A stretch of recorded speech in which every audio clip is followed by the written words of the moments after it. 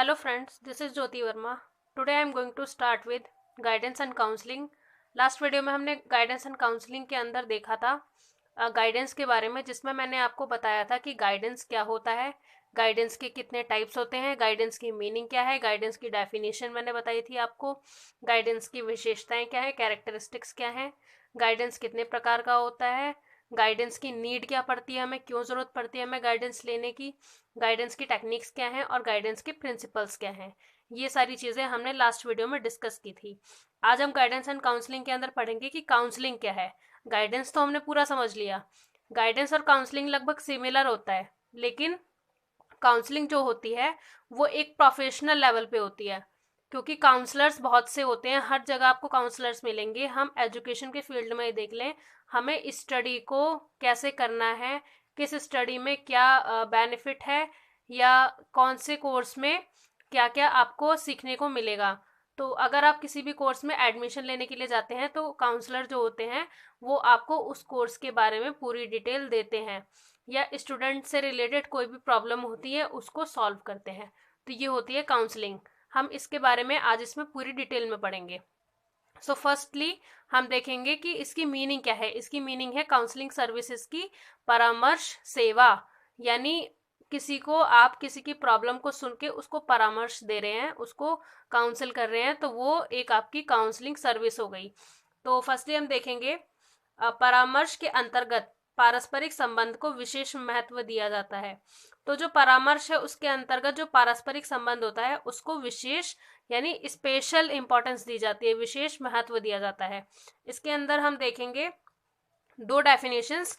एक है बिली एंड एंडू के अनुसार परामर्श पारस्परिक रूप से अधिगम की प्रक्रिया है, यानी जो काउंसलिंग है, परामर्श है, वो पारस्परिक रूप से लर्निंग की, अधिगम की एक प्रक्रिया है, एक प्रोसेस है।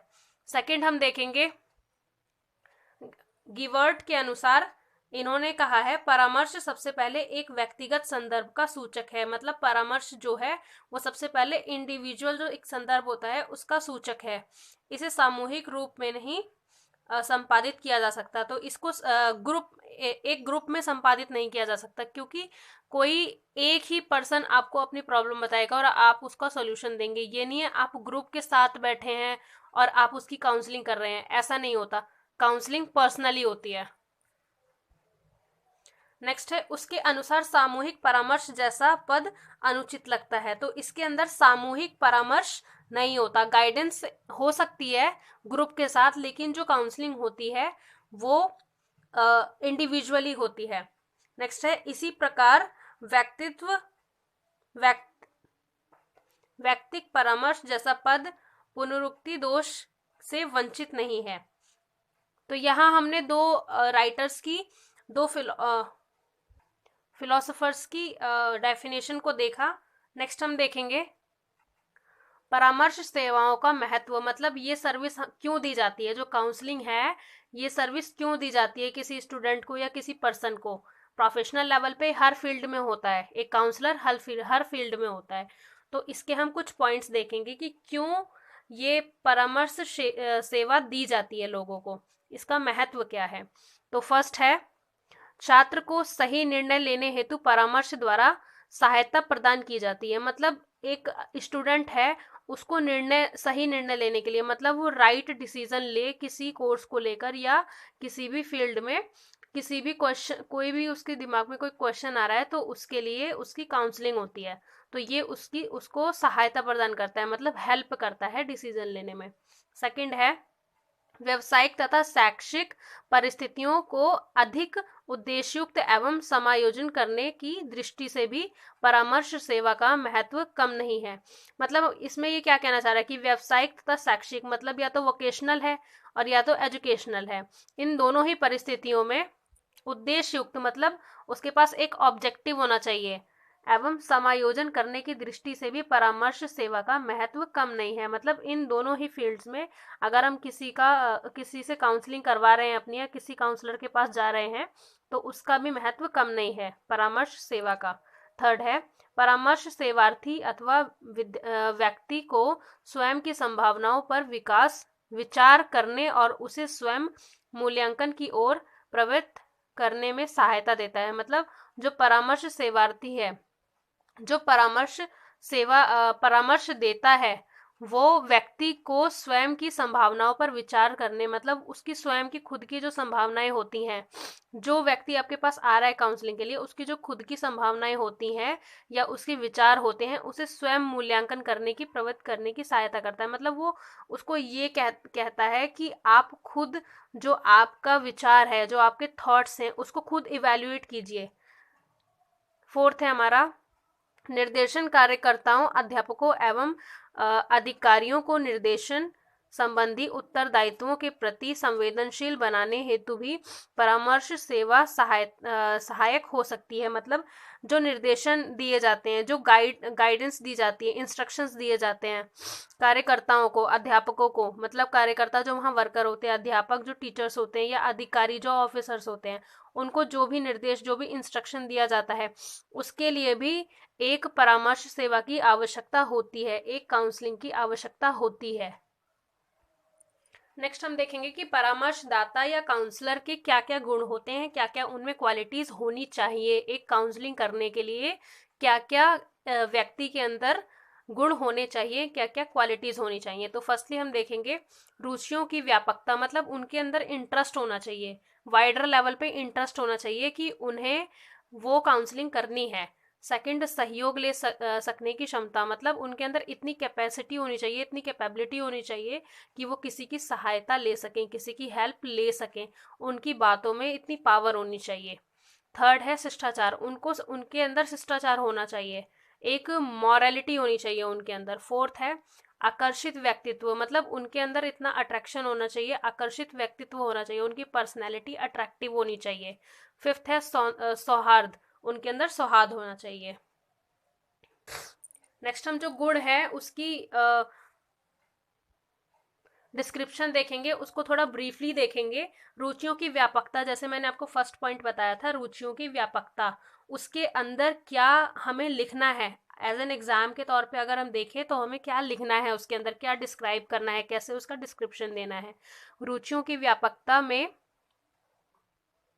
से आशय यह है कि परामर्शदाता जो काउंसलर होता है में विभिन्न प्रकार की रुचियां होना आवश्यक है, मतलब उसके अंदर कई प्रकार के इंटरेस्ट होने चाहिए। दूसरे व्यक्तियों की भावनाएं समझना, मतलब किसी के इमोशन को समझना, अंडरस्टैंड करना उसको, क्योंकि काउंसलर के पास बहुत से ऐसे व्यक्ति आते हैं जिनके पास अलग अलग टाइप्स की जो ट्रबल्स होती हैं, उनके पास वो अलग अलग टाइप्स की होती हैं, अलग अलग ऐसे टॉपिक्स होते हैं उनके पास जिनसे वो परेशान होते हैं, या उनकी लाइफ में कुछ ऐसी प्रॉब्लम है जिसकी वो काउंसलिंग कराने आते हैं कि उन्हें क्या करना चाहिए आगे, या उससे सजेशन लेने आते हैं परामर्शदाता से। तो उसके अंदर भावनाएं समझने के लिए एक कैपेसिटी होनी चाहिए, उनके अंदर एक इंटरेस्ट होना चाहिए, मतलब उनके इमोशंस को अंडरस्टैंड करना। सूचनात्मक साहित्य में रुचि इत्यादि, मतलब ऐसी चीज़ों में, ऐसे साहित्यों में उन्हें रुचि होनी चाहिए जो उनके लिए हेल्पफुल हो। सेकंड हम देखेंगे सहयोग ले सकने की भावना, मतलब उनके अंदर ऐसी क्षमता हो कि वो किसी से सहयोग ले सकें सिर्फ अपनी बातों से, उनकी बातों में इतनी पावर होनी चाहिए।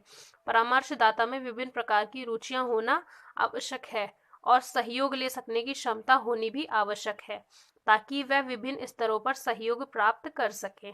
जैसा कि मैंने आपको बताया, इंटरेस्ट के साथ साथ उनके अंदर ये कैपेबिलिटी भी होनी चाहिए, इतने वो एबल होने चाहिए, उनकी बातों में इतना दम होना चाहिए, इतनी लैंग्वेज पावर होनी चाहिए कि वो किसी से भी सहयोग ले सकें। नेक्स्ट है शिष्टाचार। शिष्टाचार के अंतर्गत विभिन्न गुण सम्मिलित हैं, इसके अंदर विभिन्न गुण सम्मिलित हैं। क्या क्या गुण होने चाहिए उनके अंदर? एक तो वो स्वाभाविकता होनी चाहिए, उनके अंदर स्वाभिमान होने चाहिए, वो स्नेह, मतलब उनका बिहेवियर काफ़ी स्नेहपूर्ण होना चाहिए, सॉफ्ट बिहेवियर होना चाहिए, आदर भाव उनके अंदर होना चाहिए इत्यादि। मतलब वो लोगों की रिस्पेक्ट करें, वो अपनी परेशानी लेकर आ रहे हैं तो उनकी काउंसलिंग अच्छे से करें, अपने माइंड को कंट्रोल में रखें, माइंड को शांत रखें, प्रॉपरली उनकी बातों को ध्यान से सुने, लिसनिंग उनकी एक्टिव हो, ये सारे गुण उनके अंदर होने चाहिए। नेक्स्ट है आकर्षित व्यक्तित्व, मतलब उनका जो व्यक्तित्व हो, उनकी जो पर्सनैलिटी हो वो अट्रैक्टिव हो। तो इसमें हम देखेंगे परामर्शदाता का व्यक्तित्व आकर्षक होना अति आवश्यक है, मतलब वो ऐसे दिखने चाहिए कि वो अट्रैक्टिव दिखें। आकर्षित व्यक्ति के अंतर्गत गुणों को सम्मिलित किया जाता है। क्या क्या इसके अंदर, ये नहीं कि पर्सनैलिटी सिर्फ आपने बहुत अच्छे कपड़े पहन लिए, अच्छे से मतलब रेडी हो गए कहीं जा रहे हैं, सिर्फ इसी को पर्सनैलिटी नहीं कहते, उसमें और भी चीजें इंक्लूड होती हैं। जैसे आत्मविश्वास, कॉन्फिडेंस होना चाहिए उनके अंदर, खुद का अपना मतलब एक सेल्फ कॉन्फिडेंस होता है ना, वो होना चाहिए। सामाजिकता होनी चाहिए, उनको समाज में किस तरह रहना है, किस तरीके से हर रूल को फॉलो करना है, कैसे एक लैंग्वेज पावर, जैसे मैंने कहा कि समाज में रहने के लिए उनके पास अच्छे वर्ड्स होने चाहिए किसी से बात करने के लिए, उसमें उनकी पर्सनैलिटी नज़र आती है। जैसे जैसे वो बोलते हैं उनकी पर्सनैलिटी दिखती है, हर इंसान समझ जाएगा कि इस बंदे के अंदर कितनी क्वालिटीज़ हैं या कितना अंडरस्टैंडिंग है वो। नेक्स्ट है संवेदनशील होना चाहिए इत्यादि। तो इतनी चीज़ें इनके अंदर होनी चाहिए। सौहार्द, सौहार्द के अंदर हम देखेंगे सौहार्द के आशय उन गुणों से हैं, ऐसे गुण होने चाहिए जिसमें पारस्परिकता होनी चाहिए, विश्वास होना चाहिए, सरलता होनी चाहिए, व्यक्तिक संबंधों पर आधारित रुचि होनी चाहिए, दूसरे व्यक्तियों के हित के संबंध में सोचने की प्रवृत्ति हो। मतलब ऐसा होना चाहिए उस व्यक्ति को कि वो दूसरों के हित में सोच सके, ये नहीं कि वो सिर्फ अपने बारे में सोच रहा है। एक काउंसलर क्या करता है कि वो उस किसी की भी प्रॉब्लम को सुन के उसको सजेशन देता है, उसके हित में सोचता है। नेक्स्ट हम देखेंगे कुछ चीज़ें हमें इसमें इंग्लिश में लिखनी पड़ेंगी जो हमारे पास इसकी टेक्निक्स होती हैं या इसके टाइप्स होते हैं जो इंग्लिश में ही होते हैं, और वो किस किस तरीके से क्या क्या उसमें कार्य होते हैं, वो चीज़ें हमें इंग्लिश में, हिंदी में भी लिख सकते हैं लेकिन उसके थोड़े टफ वर्ड्स होते हैं। इंग्लिश में मैं इसलिए बता रही हूँ क्योंकि इंग्लिश में बोलने से लोगों को जल्दी समझ में आ जाएगा कि वो क्या चीज़ है। अगर मैं शुद्ध हिंदी का बिल्कुल यूज़ करूँगी तो वो चीज़ें आपके दिमाग से निकल जाएंगी। इस तरीके से समझाऊंगी तो आप उसको जल्दी गेन करेंगे अच्छे से। तो फर्स्ट हम देखेंगे कि टाइप्स ऑफ काउंसलिंग में क्या क्या है। डायरेक्टिव काउंसलिंग मतलब डायरेक्ट काउंसलिंग जो हम करते हैं। सेकंड है non direct counselling, non directive मतलब ये डायरेक्ट नहीं होती। थर्ड है पार्टिसिपेटिंग काउंसलिंग, इसमें पार्टिसिपेट करते हैं। फोर्थ है सब टेक्निक्स। तो इसके अंदर सबसे पहले हम देखेंगे डायरेक्टिव काउंसलिंग के अंदर क्या क्या होना चाहिए। फर्स्ट इसमें लिसन दैट प्रॉब्लम प्रॉपरली, मतलब उसकी जो प्रॉब्लम है उसको प्रॉपरली सुनना। जो व्यक्ति आपके पास आया है काउंसलिंग करवाने के लिए उसकी प्रॉब्लम को अच्छे से सुनना, एक्टिव लिसनिंग हो। नेक्स्ट है डिस्कस देयर प्रॉब्लम्स, उसकी परेशानियों को डिस्कस करना। थर्ड है फाइंड अ सॉल्यूशन, एक सॉल्यूशन को फाइंड करना, एक सॉल्यूशन ढूंढना उसकी समस्याओं के लिए। फोर्थ है मोटिवेट हिम, मतलब उसको मोटिवेट करना कि उसको उस प्रॉब्लम के साथ कैसे डील करनी है। तो ये क्या होता है प्राइमरी रोल ऑफ काउंसलर, एक प्राथमिक जो रोल होता है ना, भूमिका होती है, वो एक काउंसलर की होती है इसमें। नेक्स्ट है counsellor find out the causes of the problem, मतलब जो काउंसलर होता है वो फाइंड करता है कारण, पहले कारण ढूंढेगा वो प्रॉब्लम का कारण क्या है, क्यों ये बंदा परेशान है।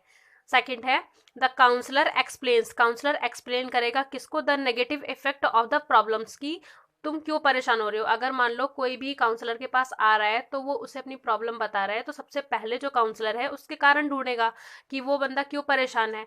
फिर उन परेशानियों की नेगेटिविटी, मतलब क्या नेगेटिव चीज है उसके अंदर, उस प्रॉब्लम के अंदर क्या नेगेटिव इफेक्ट है, क्या नेगेटिव इफेक्ट पड़ रहा है उससे, वो चीज बताएगा।